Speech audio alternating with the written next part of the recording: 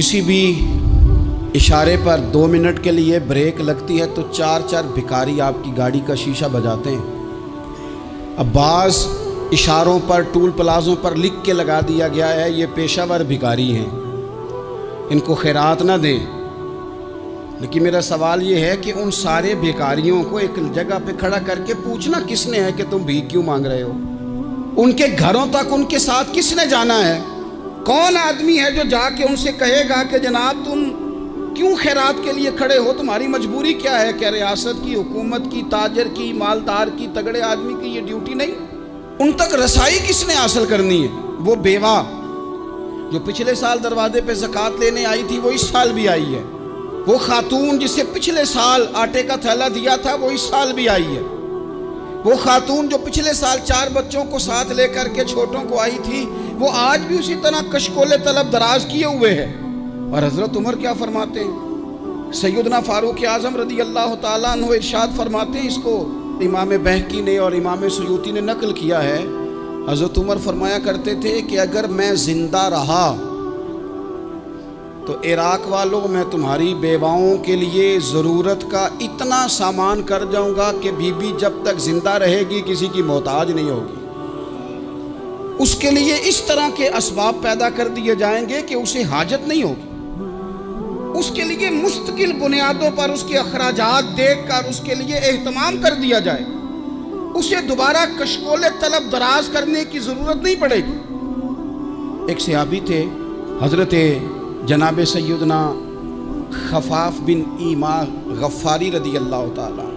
इन्होंने बड़ा किरदार अदा किया था मैदान उहद में, इन्होंने और इनके साहिबजादे ने। तो इनकी बेटी एक दिन हज़रत उमर के पास आई।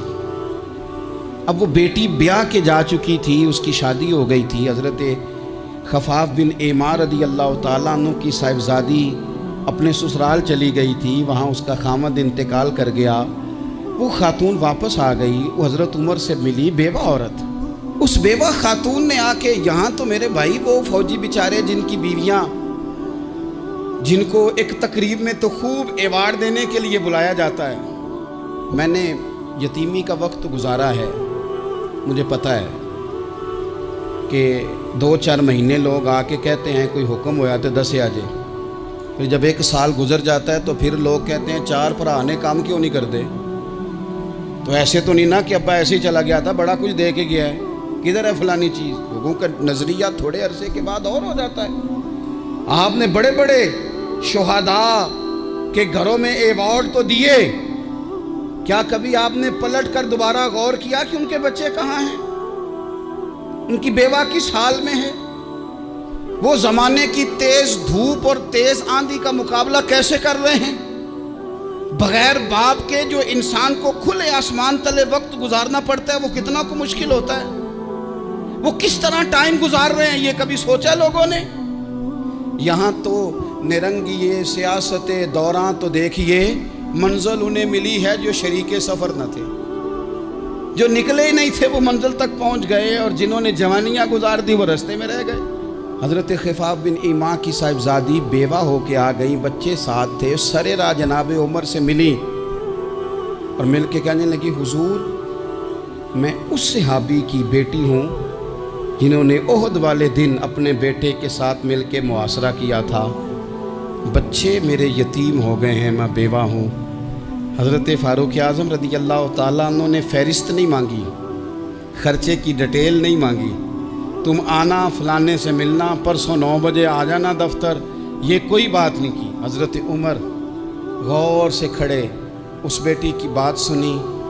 छम छम सैयदना फारूक की आंखों से आंसू गिरे, दौड़ के घर गए, एक ऊँट निकाला, वहाँ से माले गनीमत का माल के भर के 2 बोरियाँ, और बोरियों में क्या था? चांदी भी थी, नकदी पैसे भी थे, कुछ ज़रूरत का सामान भी था, गल्ला भी था। 2 बोरियां भर के ऊंट पे रख के खुद लगाम उस बेटी के हाथ में थमा के का पुत्र सामान भी तेरा है, ऊंट भी तेरा है।